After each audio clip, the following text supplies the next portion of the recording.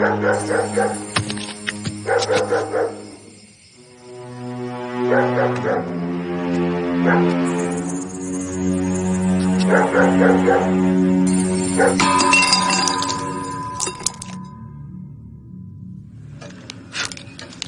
Doctor साहब, ये जो अखबार में खबर छप रही है कि इस इलाके में कोकेन का अड्डा है और उसके माल की रसद हो गई है, बाकी सब गोलमाल, आप इस खबर पर यकीन करते हैं? शक भी नहीं करता। मुझे कई बार संकेत जरूर मिले। पता है ना, कई लोग मुझसे दवाई लेने आते हैं, पूरे चर्सी लोग, यानी जो कोकेन लेते हैं, वो लोग डॉक्टर से हकीकत नहीं छुपा सकते। तो हर कोई अपनी मर्जी से नशा करता है, लेकिन उसका इस खून खराबे से क्या संबंध? बहुत है, गहरा संबंध है। जैसे मान लीजिए मैं कोकेन का व्यापार करता हूँ और आपको किसी भी तरह से उसकी भनक लग गई है। ऐसे में आपको जिंदा रखना क्या मेरे लिए सही होगा? आप तो सब कुछ पुलिस को बता देंगे ना, और मुझे बड़ी आसानी से जेल भेज देंगे। इसके बाद भी क्या मैं आपको जिंदा रहने दूंगा? लगता है कि आपने अपराधियों की मानसिकता पर अध्ययन किया है डॉक्टर साहब।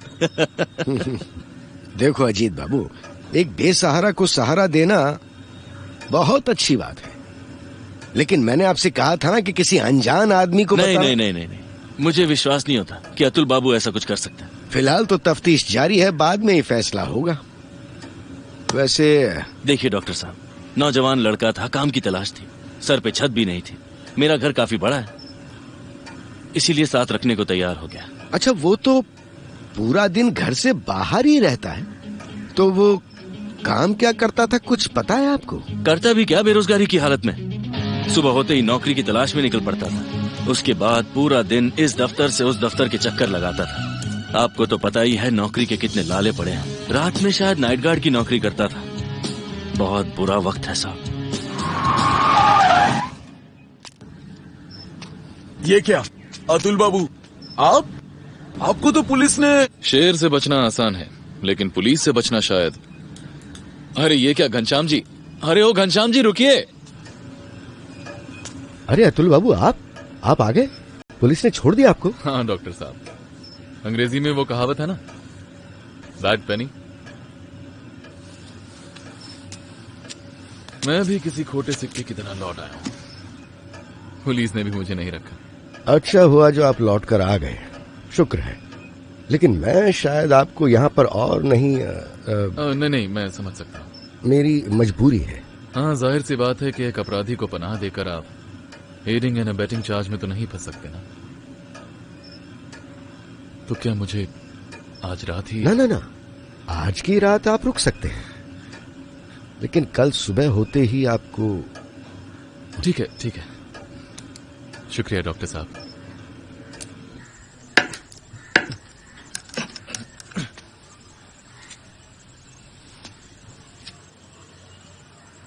अजीत, जरा अनुकूल बाबू को बुलाना तो।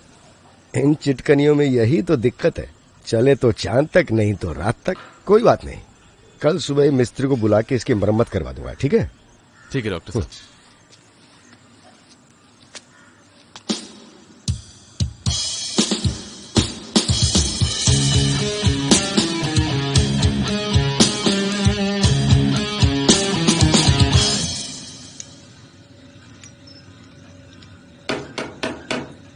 आइए।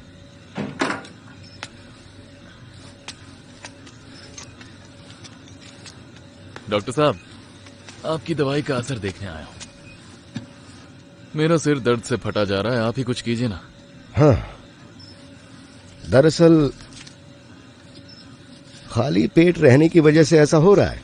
ये लीजिए, ये खा लीजिए, कल सुबह तक ठीक हो जाएंगे। ठीक है। अजीत बाबू, आपकी भी तबीयत कुछ ठीक नहीं लग रही है। लगता है इतनी अफरा तफरी के बाद आप थक गए हैं, चेहरे पे साफ नजर आ रहा है। जरा रुकिए, आप ये ले लीजिए, एक पुड़िया खा लीजिए, कल सुबह तक बेहतर महसूस करेंगे। ठीक है डॉक्टर साहब, हम चलें? हाँ। नमस्ते।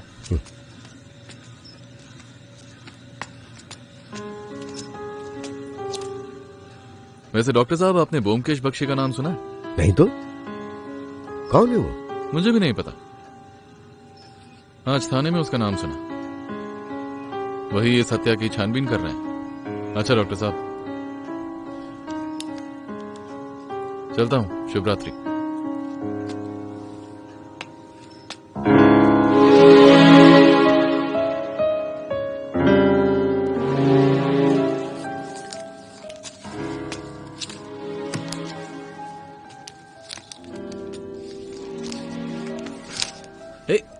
बात क्या है? कुछ देर और यूं ही अंधेरे में रहो, इसी में से रोशनी नजर आएगी। लेकिन रोशनी मतलब अंधियारे को चीर कर रोशन करती रोशनी? तभी तो साफ दिखेगा। सो ठीक है, फिलहाल कुछ देर का अंधेरा।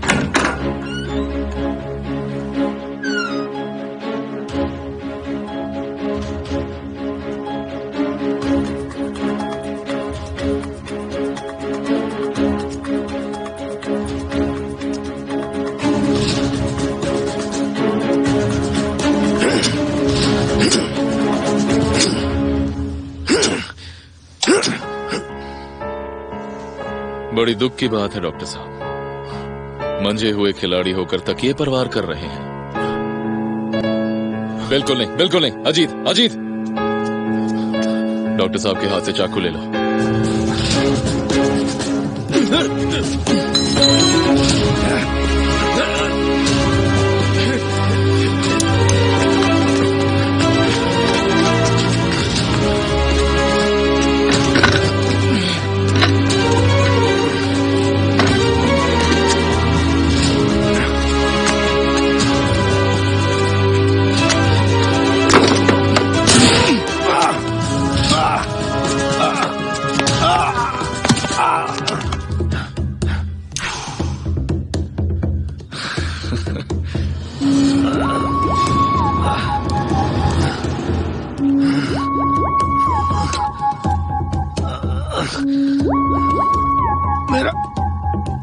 मेरा कसूर क्या है? एक हो तो बताऊं डॉक्टर। कोकेन का धंधा, खून। मैं कोकेन का धंधा करता हूँ? कोई सबूत है इस बात का? बोलो। बेशक सबूत है। वलायत से आए आपके दवाई के बॉक्सेस। कुछ गलत कहा क्या? अच्छा सच सच बताइए डॉक्टर, आज रात आपने हमें कौन सी दवाई दी थी? मॉर्फिया। क्यों?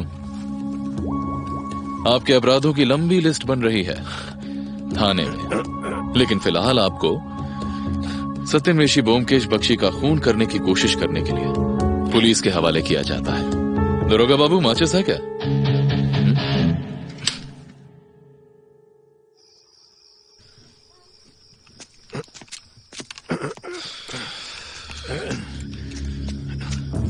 रस्सी के जल जाने पर भी उसका बल नहीं जाता है, याद रखिएगा सत्यनवेशी ब्योमकेश। अरे शुक्रिया शुक्रिया अजीत बाबू। अच्छा, सत्यनवेशी मतलब क्या?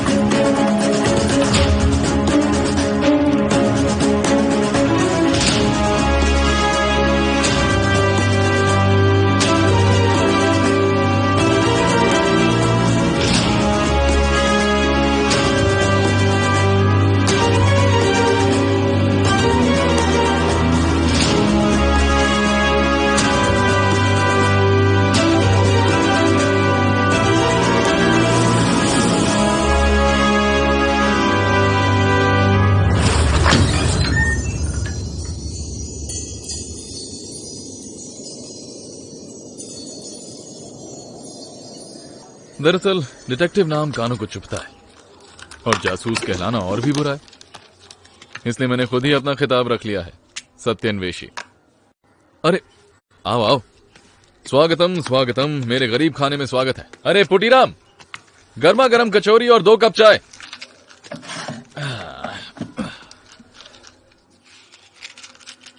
तुम्हारा गरीब खाना तो काफी अच्छा है। अकेले ही रहते हो क्या? हाँ, साथ देने को बस पुटीराम है। अच्छा अजीत, तुमने तो कहा था तुम लेखक हो, तो यही पेशा है क्या? नशे को पेशे में बदलने का मौका कैसे छोड़ूं भाई? पिताजी के रखे हुए पैसों के ब्याज से मेरी जिंदगी आराम से गुजरती, इसीलिए ब्रह्मचारी रहने का फैसला करके साहित्य के समंदर में गोते लगा रहा हूं। तुम्हारा ठिकाना देख लिया, अब इजाजत दो। अरे कहाँ चल दिए? पुटीराम कचौरियां लाने वाला होगा। फिर किसी दिन सही, बहुत देर हो गई है, चलता हूं। देखो भाई अजीत, मुझे लगता है कि उस घर में जो भी हुआ उसके बाद वहां रहना तुम्हारे लिए बिल्कुल मुमकिन नहीं है। एक काम करो, तुम यहीं रह जाओ, हमारे लिए घर काफी है। कर्ज चुका रहे हो? नहीं नहीं, मेरा वो मतलब नहीं था। देखो मुझे एहसास हो रहा है कि तुम्हारे बिना मेरा दिल नहीं लगेगा। कुछ ही दिनों में एक लगाव सा हो गया है ना? लेकिन मेरी एक शर्त है। कहो। तुम्हारी रहस्यमयी घटनाओं पर थोड़ा मिर्च मसाला लगाकर, उसे बढ़ा चढ़ाकर कहानी बनाकर छपवाना चाहूंगा। राजी?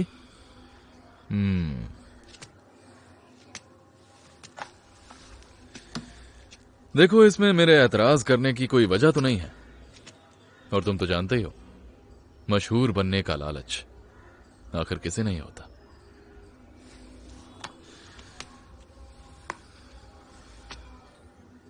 तो मंजूर? यकीनन मंजूर।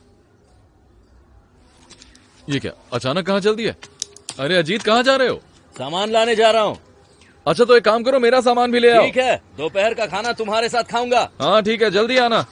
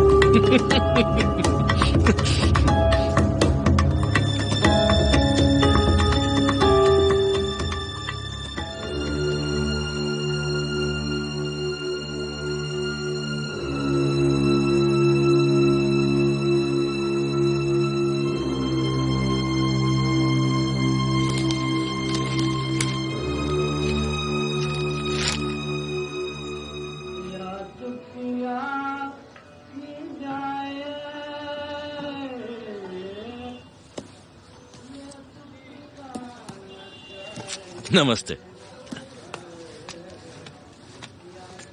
बाबूजी, दुकान पे जो जंग लगे पिन पड़े थे, उन्हें फेंक दिया क्या? नहीं तो। पर वो तो कहीं मिल ही नहीं रहे। चलो अच्छा हुआ, उस भंगार से छुटकारा तो मिला।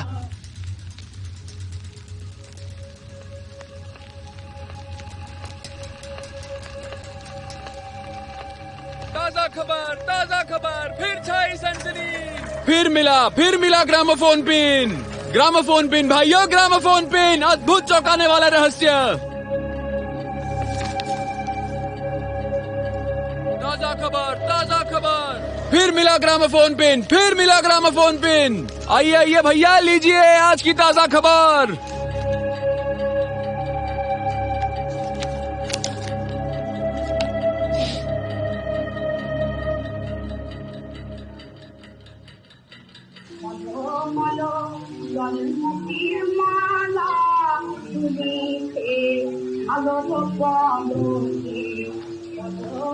ब्योमकेश, फिर से सुना तुमने? अरे सुनो ना, फिर से ग्रामोफोन पिन हत्या। पाठकों को पता होगा कि कुछ दिन पहले जय हरी सनियाल रास्ते से गुजर रहे थे और अचानक गिरने के कारण उनकी मौत हो गई। हमें तब से आशंका थी कि इसके पीछे जरूर कोई षड्यंत्र होगा। हमारी ये आशंका वास्तविकता का रूप ले चुकी है। पिछली रात भी ऐसी ही दिल दहला देने वाली हत्या हुई। कलकत्ता के नामी एवं धनी व्यवसायी कैलाश चंद्र मौलिक भी इसका शिकार हो गए।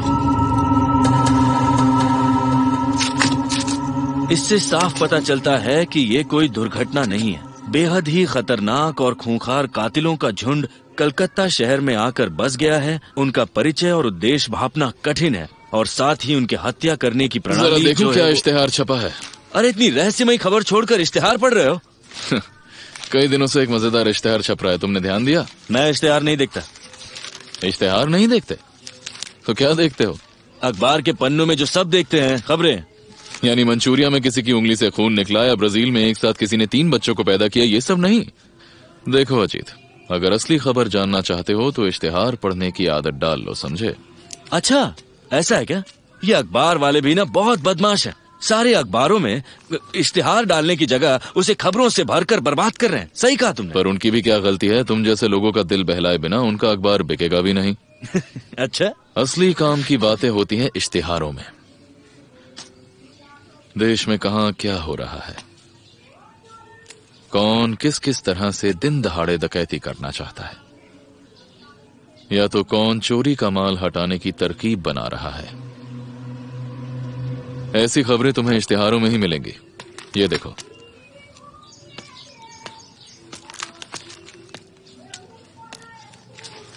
रास्ते का कांटा।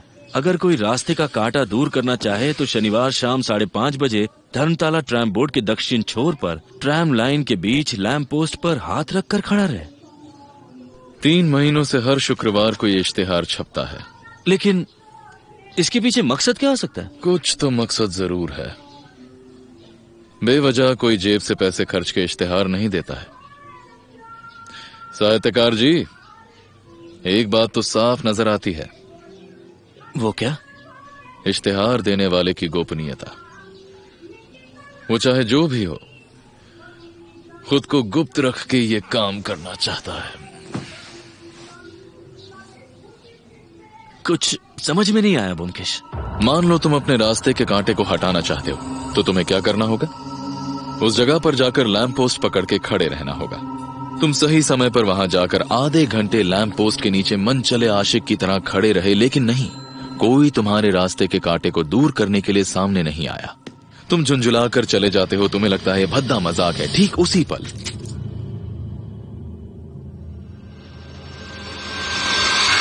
बस इसी तरह से तुम्हारे साथ उसके लेन देन का नाता बन चुका है। लेकिन वो कौन है और कैसा दिखता है, तुम इसके बारे में कुछ नहीं जानते।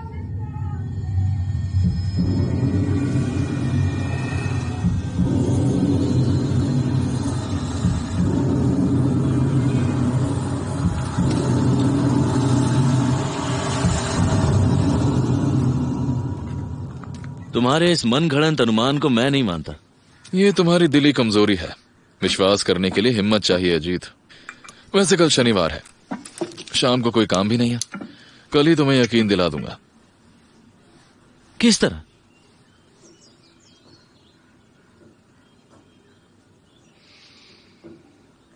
पुटीराम,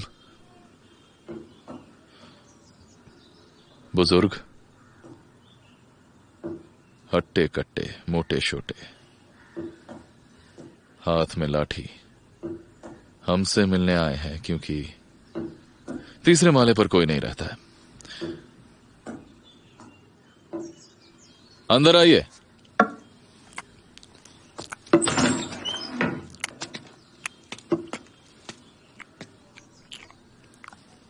डिटेक्टिव ब्योमकेश बख्शी किसका नाम है? जी, मेरा ही नाम ब्योमकेश बख्शी है, लेकिन मैं डिटेक्टिव नहीं, सत्यान्वेषी हूं। आप आराम से सांस ले लीजिए, फिर आपके ग्रामोफोन पिन की बात भी सुन लेंगे। आपने कैसे जाना?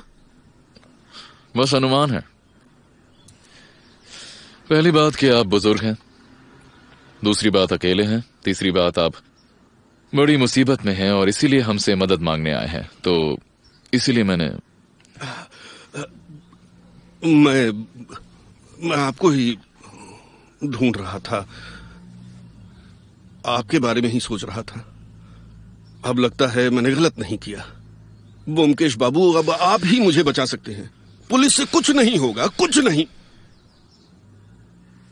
आप ही सोचिए, ये दिन दहाड़े इस तरह 5-5 खून हो गए, मेरी भी जान जाते जाते बची। कोई भी बात छिपाए बिना सब कुछ खुलकर बताइए। मेरा नाम आशुतोष मित्रा है, पास ही लेबू तला में रहता हूँ। कोई 18 साल की उम्र से ही मैं कारोबार के सिलसिले में कई जगह आता जाता रहा हूँ, जिस वजह से शादी करने का मौका नहीं मिला। वैसे भी मेरी कोई खास इच्छा भी नहीं थी। मैं बहुत सुलझा हुआ इंसान हूं ब्योमकेश जी। अकेले रहना पसंद करता हूं, लेकिन पिछले 2 सालों से कामकाज से मैं अवकाश ले चुका हूं। पूरी जिंदगी जो भी कमाया वो सारे पैसे यानी लाखों रुपए मैंने बैंक में जमा कर दिए हैं। उसी के ब्याज से मेरा गुजारा हो जाता है। इसके अलावा मुझे वो गाना वगैरह सुनने का थोड़ा शौक है। इस तरह से आराम से सब चल रहा था। कोई वारिस है?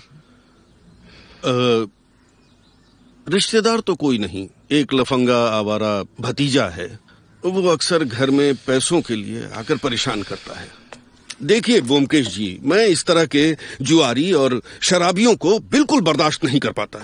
भतीजा क्या करता है?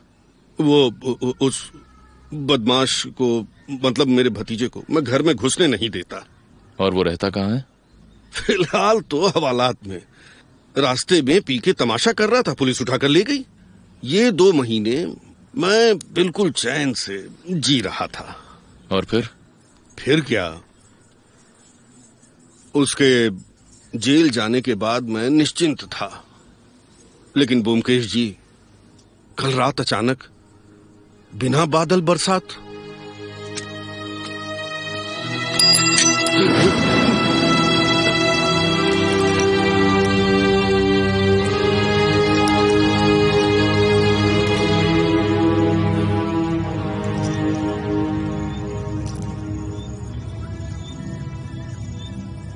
शुक्र है मेरी ये घड़ी जेब में थी, इसलिए मैं बच गया। पता है, इस एक रात में मैंने अपनी 10 सालों की नींद गंवाई है। पूरी रात मैंने कैसे गुजारी ये मैं ही जानता हूं। आपका नाम सुना था, इसलिए सुबह सुबह मैं आपके पास चला आया।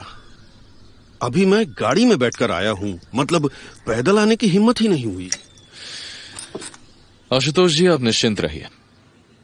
मैं आपसे वादा करता हूं कि भविष्य में मेरी बात सुनकर चलेंगे तो आपकी जान को कोई खतरा नहीं होगा। ब्योमकेश बाबू, इस मुसीबत से आप मुझे बचा लीजिए। मैं आपसे वादा करता हूं, मैं आपको 1000 रुपए इनाम दूंगा। 1000? और वाह, कुल मिलाकर हुए 3।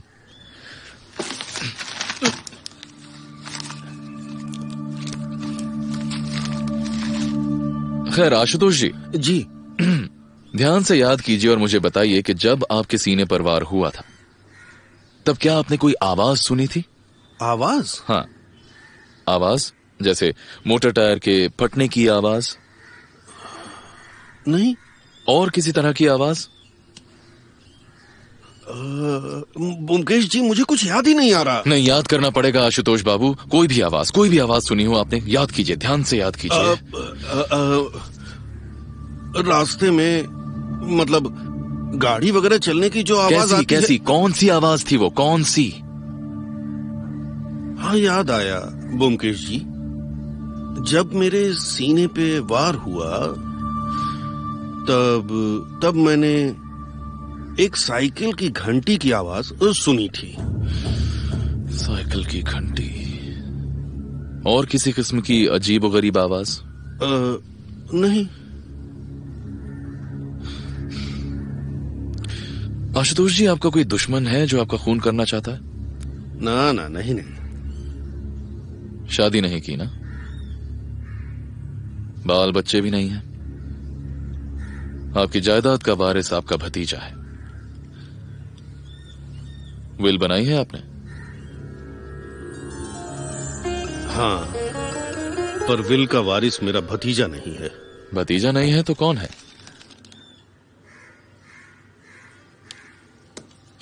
खैर छोड़िए। अच्छा आशुतोष जी, आपने जिसके नाम से विल बनाई है वो चाहे जो कोई भी हो, पर क्या उसे विल के बारे में पता है? नहीं, मेरे और मेरे वकील के सिवा और किसी को नहीं पता। उस वारिस के पास जाते हैं, आपकी मुलाकात होती है उससे?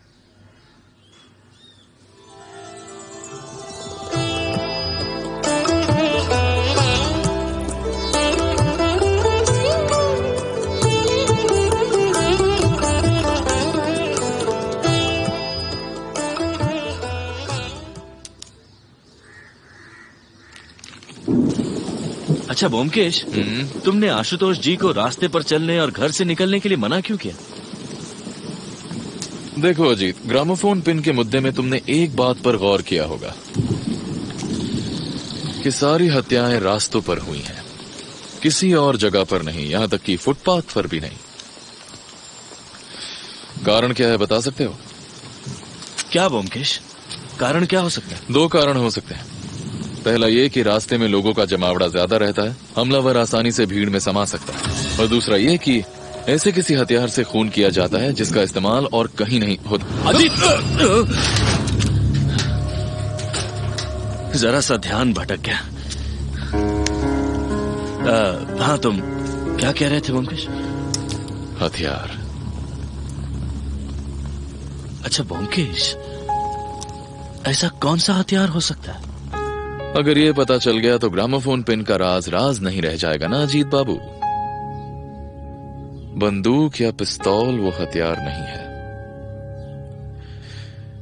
इन दोनों हथियारों को चलाने से जो आवाज आती है वो रास्ते के शोर में कभी छिप नहीं सकती।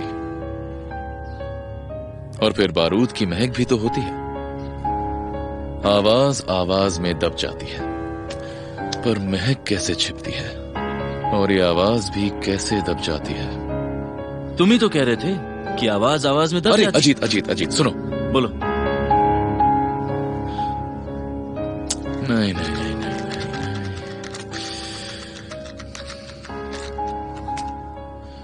आवाज। अजीत, ग्रामोफोन पिन हत्याकांड की हर हत्या में एक अजीब सा मेल है। मेल? कैसा मेल? पहला तो जिन लोगों की हत्या हुई वो सभी जवानी की चौखट लांघ चुके हैं। आशुतोष जी भी उम्र दराज हैं, और दूसरा ये कि सभी पैसे वाले हैं। तीसरा ये कि सभी का खून रास्ते में सबके सामने हुआ। और आखिरी बात जो सबसे ज्यादा अहम है वो ये कि वो सभी निसंतान थे, उनका कोई वारिस नहीं था। और तुम्हारा अनुमान ये है कि ये मेरा अनुमान नहीं है अजीत। अनुमान की बुनियाद को कहा जाता है प्रेमाइस।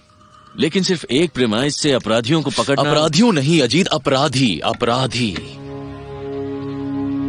अखबार वाले भले ही मर्डरर गैंग का शोर क्यों ना मचाए, पर मुझे यकीन है इस गैंग के पीछे सिर्फ एक ही शख्स है। तुम ये इतने यकीन से कैसे कह सकते हो? इतनी बारीकी से निशाना साधने का हुनर सब में नहीं होता है। महाभारत में भी परछाई देखकर मछली की आंख में सिर्फ अर्जुन ही वार कर पाया था।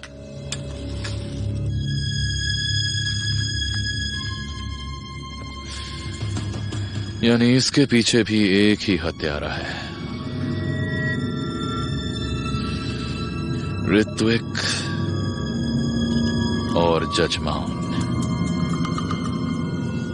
ये भी परम ब्रह्म की तरह है, एकमेव द्वितीयम्।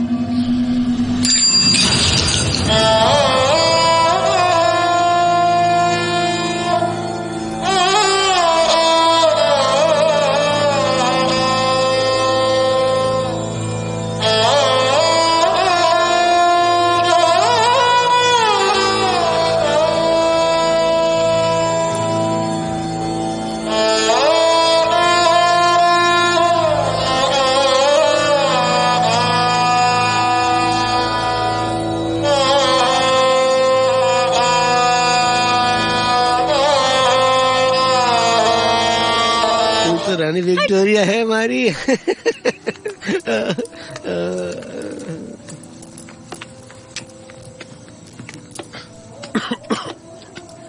क्यों बाबूजी, आएंगे क्या? बस मैना को ही दिल लुभाना नहीं आता, विलासिनी को भी आता है।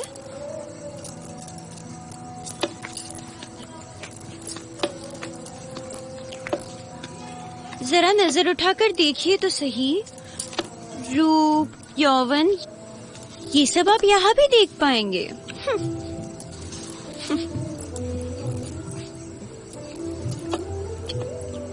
मैना की तरह गाना गा लेती हो।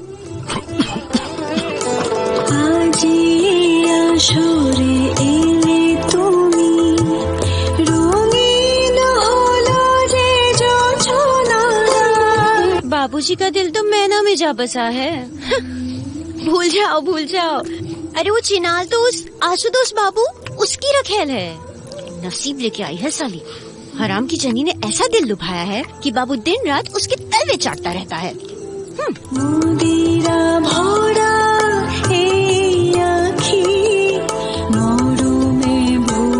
कभी नहीं जादू टोना जानती होगी।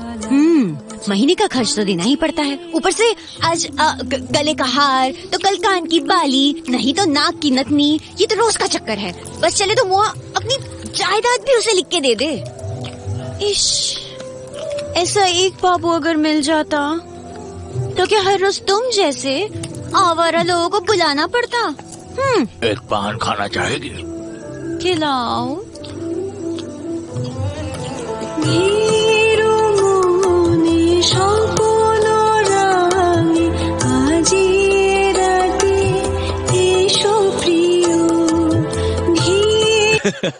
अरे यार ब्योमकेश, बुढ़ा तो बहुत रसिक लाल निकला।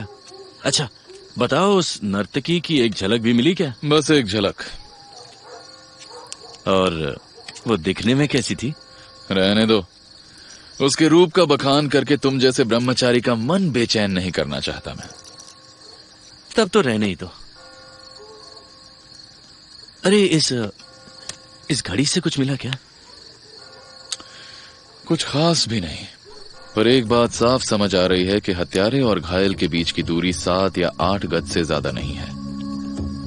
क्योंकि ग्रामोफोन की पिन इतनी हल्की चीज है कि ज्यादा दूर से फेंकने पर इतना सटीक निशाना नहीं लग सकता। और हत्यारे का निशाना कितना तेज है ये तो तुमने देखा ही है।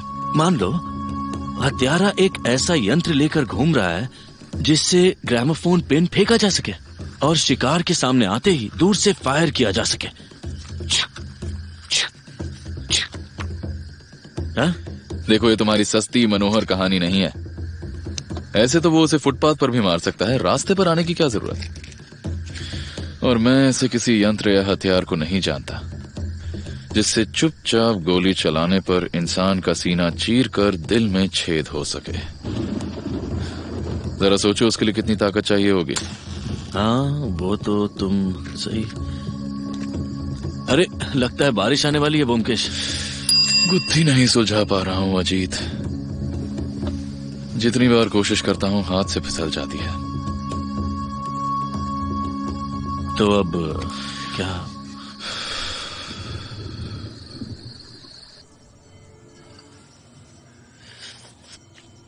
तो ब्योमकेश, तुम अचानक आशुतोष बाबू के गुप्त जीवन के बारे में इतना उत्सुक क्यों हो गए? हद से ज्यादा उत्सुकता मेरी कमजोरी है अजीत। और ये उत्सुकता किस लिए? आशुतोष बाबू के विल का वारिस।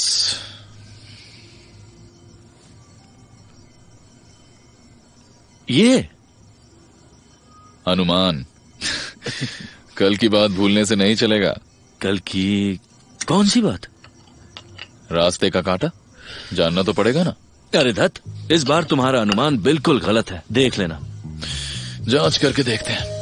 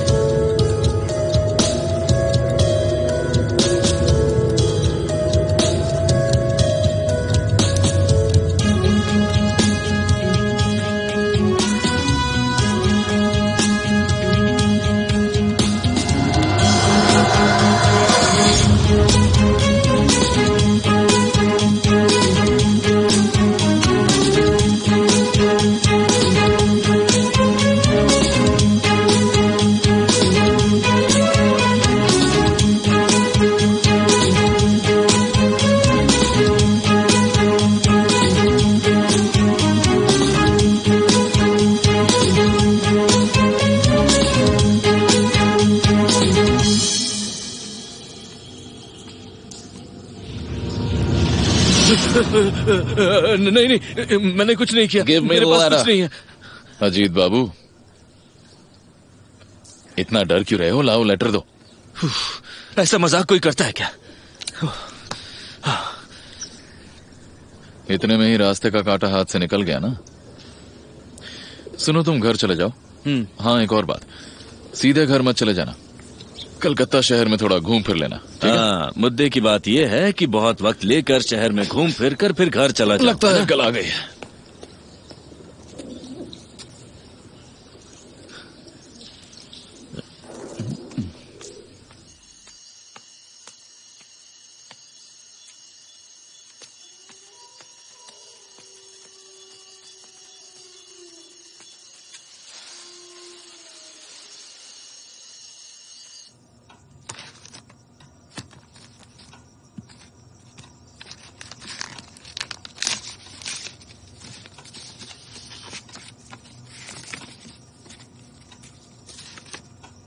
इस खत को लिफाफे में भर के अगले रविवार 10 मार्च को रात के 12 बजे खिदिरपुर रेस कोर्स के पास वाले रास्ते से पश्चिम की ओर जाइएगा। एक व्यक्ति बाइसिकल चलाकर आपके सामने से आएगा। बाइसिकल चलाकर सामने से आएगा। बाइसिकल चलाकर सामने से आएगा। बाइसिकल ब्योमकेश जी। आशुतोष जी, आप यहाँ? ब्योमकेश जी, मेरा वकील विनोद भाग गया। साथ में आपकी जोड़ा शाको वाली दोस्त भी है ना? हाँ। आप क्या सब कुछ जानते हैं? सब कुछ आशुतोष जी, सब जानता हूँ। कल मैं जोड़ा शाको गया था, वहाँ विनोद बाबू से मुलाकात हुई, साथ में वो महिला भी थी। वो दोनों काफी समय से आपके खिलाफ षड्यंत्र रच रहे थे, लेकिन आपको कुछ भी नहीं पता चला, कुछ भी नहीं। आपकी विल बनाने के बाद ही विनोद बाबू जोड़ा शाको पहुंच गए आपके वारिस से मिलने। पहले शायद उत्सुकता के कारण गए और बाद में वही हुआ जो होता है।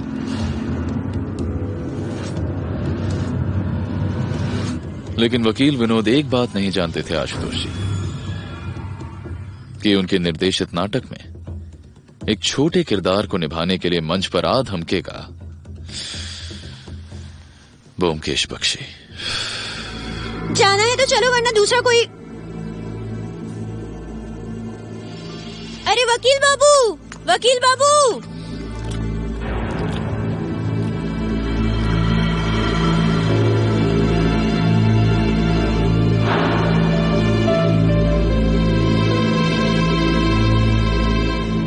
विनोद बाबू, आशुतोष जी पर हमले के पीछे असली राज क्या है, ये मैं पता करके रहूंगा। नमस्ते।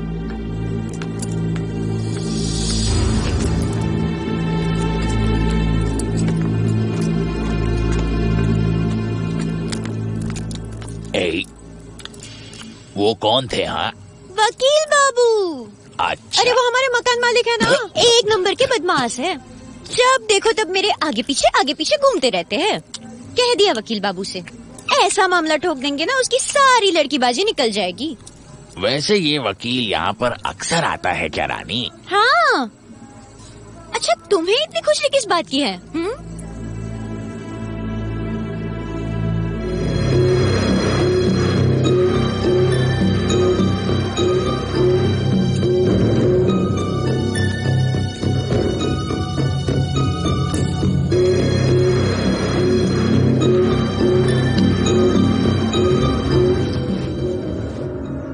वैसे देखा जाए तो आशुतोष जी आपका भला ही हुआ है। एक बेवफा औरत और गद्दार दोस्त से आपको मुक्ति मिल गई। खैर, फिलहाल आपकी जान को कोई खतरा नहीं है। आप बेखौफ रास्तों से गुजर सकते हैं, वो भी पैदल। इसका मतलब आप समझ सकते हैं आशुतोष जी, सिर्फ यकीन नहीं कर पा रहे हैं। आपकी जायदाद को हड़पने के लिए उन दोनों ने आपको मारने की साजिश की थी। जानते हैं ब्योमकेश बाबू, 38 साल की उम्र तक मैंने बिल्कुल बेदाग जिंदगी जी है, लेकिन उसके बाद अचानक मेरे कदम लड़खड़ा गए। देवघर में मेरी उससे मुलाकात हुई। उसकी खूबसूरती ने मुझे पागल बना दिया था। वेश्या की बेटी थी ना, इसलिए शादी नहीं कर पाया, लेकिन उसे छोड़ भी नहीं पाया। आप तो जानते हैं ब्योमकेश बाबू, मैंने सब कुछ उसी को दे दिया था। पता है, मैं उसे पत्नी की तरह मानता था। सोचा था वो भी मुझे अपना पति ही समझती है। भूल थी मेरी। खैर छोड़िए, बुढ़ापे में मुझे अच्छी सीख मिल गई। आशुतोष जी, कीचड़ में गिरने के बाद भी आप पर कोई दाग नहीं लगा, और इसलिए सारी जिंदगी मैं आपका सम्मान करूंगा। लेकिन यकीन कीजिए ब्योमकेश बाबू, उस ग्रामोफोन के पिन से उन्होंने हमला नहीं किया था। बेशक उन्होंने नहीं किया, आदमी लगाया था हमला करने के लिए। किसी आदमी को? उम्मीद करते हैं कि उसके बारे में कुछ ही दिनों में पता चल जाएगा।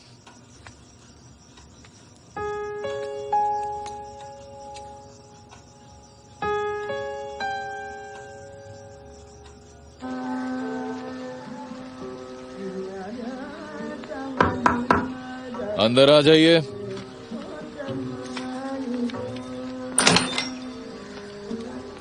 अंदर आ जाऊं?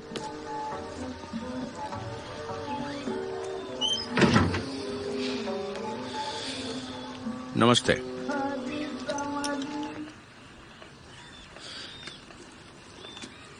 नमस्ते। नमस्ते। नमस्कार, मेरा नाम प्रफुल्ल राय है। मैं एक बीमा कंपनी का एजेंट हूं। माफ कीजिएगा, मेरे पास बीमा करवाने के पैसे नहीं हैं। अरे नहीं, मैं कोई बीमा करवाने के लिए आपके पास नहीं आया हूं। ब्योमकेश बाबू जी, एक प्राइवेट सलाह लेना आया हूं। सलाह लेने के लिए पहले कुछ नजराना रखना पड़ता है। वो तो जाहिर सी बात है। रख दूं?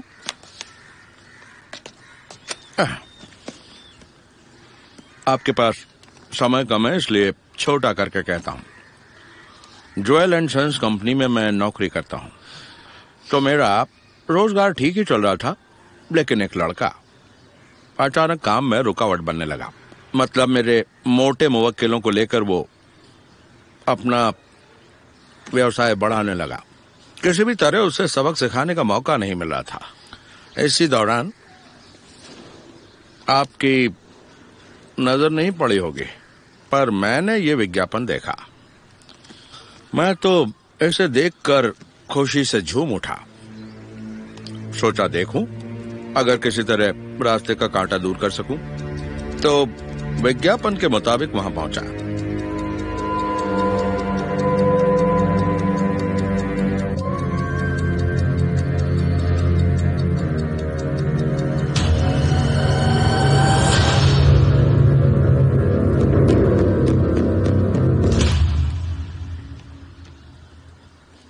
ये पूरा मिस्ट्री से भरा हुआ है। बात यह है, उसने अकेले बुलाया है। अकेले जाना ठीक होगा? देखिए प्रफुल्ल जी, आज मैं थोड़ा व्यस्त हूँ। आपको कल रात को जाने को कहा है। आप एक काम कीजिए, सारे कागज यहीं छोड़ जाइए। मैं कल सुबह तक सोचकर आपको ये बता दूंगा कि आपको आगे क्या करना चाहिए। नहीं, मैं कह रहा था कि कल सुबह मुझे एक और काम है। आज की रात जाना संभव है क्या? देखिए, आज रात मैं नहीं जा सकता प्रफुल्ल जी। आज रात मुझे कहीं और जाना है। अगर आप कल सुबह नहीं आ सकते तो कल शाम को आ जाइए। कोई बात नहीं, जैसा आप कहें। पान? आप पान नहीं खाते? मुझे तो चावल के बिना चल सकता है, लेकिन पान के बिना नहीं चलता। चाहिए ही चाहिए। ब्योमकेश बाबू, पुलिस को खबर करूं?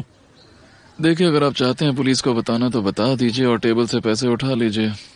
नहीं नहीं, आपको आपत्ति है तो रहने दीजिए। नहीं करता हूं।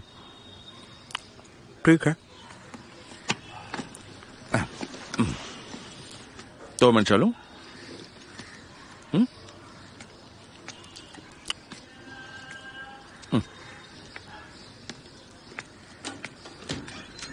चलो।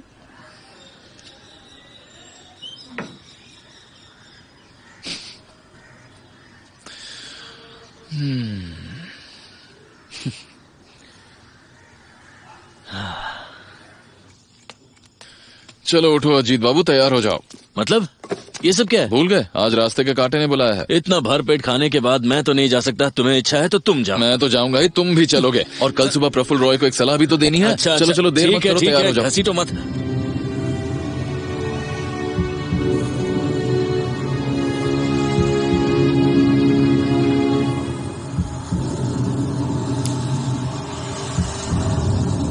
देखो अजीत, हाथ हटाओ, हाथ हटाओ। देखो ये क्या है? कवच। अरे मैं भी पहनूंगा, पकड़ के बैठना, ठीक है? ये सब पहनना पड़ता है और क्या? नहीं तो क्या? मुझे शर्म आ रही है। तुम मेरा लिंग परिवर्तन कर दोगे?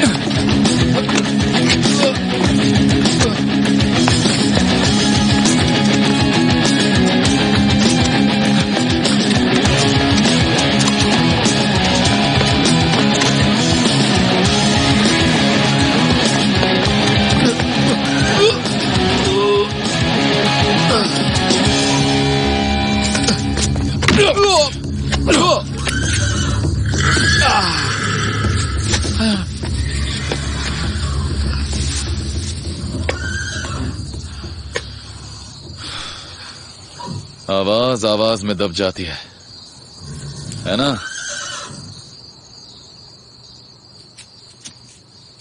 अजीत, हाँ, पहचाना इनको? ये हमारे आज सुबह के साथी, ग्रामोफोन रहस्य के मेघनाद। अजीत बाबू, मेरी साइकिल ने आपका क्या बिगाड़ा है? बड़ी प्यारी साइकिल है मेरी, उसे जरा प्यार से कहीं उठाकर रख दीजिएगा। अरे अजीत, कहाँ जा रहे हो? वो कौन सी साइकिल है जानते हो? उसकी घंटी ही ग्रामोफोन पिन का अड्डा है। रुको ना, बेसब्र क्यों होते हो? पुलिस आती ही होगी। ब्योमकेश बाबू, आप बुद्धिमान हैं। शुक्रिया, लेकिन आप भी कम बुद्धिमान नहीं है प्रफुल्ल बाबू। ऐसा घातक हथियार बनाना सबके बस की बात नहीं है। मेदिनीपुर में मेरा घर था, बाबूजी की साइकिल की दुकान थी, वहीं से साइकिल रिपेयर करना सीखा था। पिछले साल बाढ़ में बाबूजी, माँ और मेरे 2 भाई बहन सब बह गए। शहर आ गया काम की तलाश में, किंतु काम ऐसे कैसे भूखे मर जाऊं बोलिए। इसीलिए इस अजीब पेशे का ख्याल आया। जाने कितने लोगों के रास्ते के कांटे हटा दिए। क्या करूं, आखिर जिंदा तो रहना ही था ना। गलत कह रहा हूं क्या?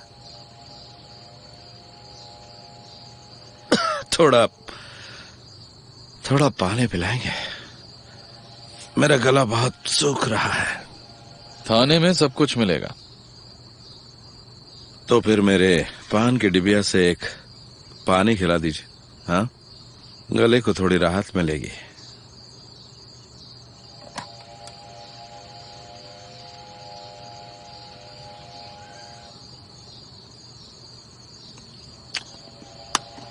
धन्यवाद। आप चाहें तो आप लोग भी पान खा सकते हैं। रखो।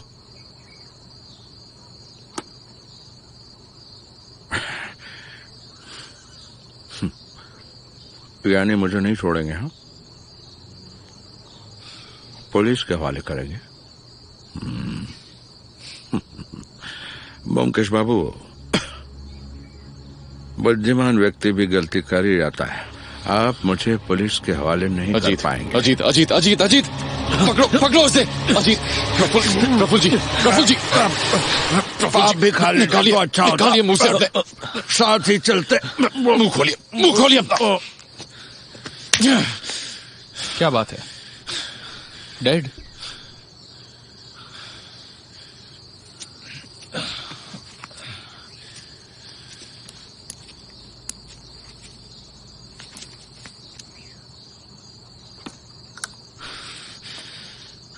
मुजरिम भाग गया दरोगा बाबू।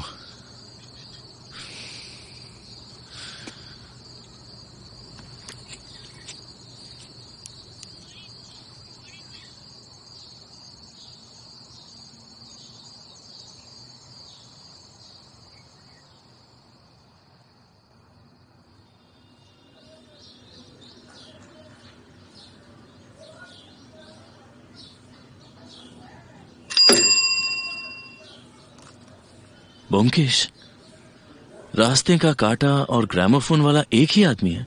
ये तुम्हें कैसे पता चला? रास्ते के कांटे ने क्या कहा था? उसने कहा था आपकी खुशियों के रास्ते में अगर कोई अड़चन या विपत्ति आ जाए तो वो उसे हटा देगा। अब देखो, ग्रामोफोन पिन के वार से जो लोग मर रहे हैं वो भी किसी न किसी के रास्ते का कांटा बने बैठे थे, और सभी निसंतान थे। उनके भतीजे, दामाद, भांजे जो भी थे वही थे उनकी जायदाद के उत्तराधिकारी। सिर्फ आशुतोष जी के बारे में गौर करो तो तुम्हें उत्तराधिकारियों की मानसिकता समझ आ जाएगी। देखो, एक तो थी ये बात, दूसरी बात कि रास्ते के कांटे के नाम से विज्ञापन का छपना और रास्ते में कांटे की तरह पड़ी हुई किसी चीज से लोगों का खून होना। अनुमान, सरल अनुमान।